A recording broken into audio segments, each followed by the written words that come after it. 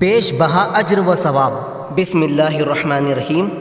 اللہ اکبر، الحمدللہ، سبحان اللہ، لا الہ الا اللہ۔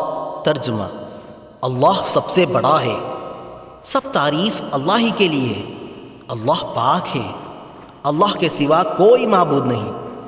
حدیث پاک کا مفہوم ہے، حضرت ابو امامہ رضی اللہ تعالیٰ عنہ سے مروی ہے کہ نبی کریم صلی اللہ علیہ وسلم نے ارشاد فرمایا، میرے نزدیک طلوع آفتاب کے وقت اللہ کا ذکر کرنا، اللہ اکبر، الحمدللہ، لا الہ الا اللہ اور سبحان اللہ کہنا، اولاد اسماعیل علیہ السلام میں سے 4 غلام آزاد کرنے سے زیادہ بہتر ہے۔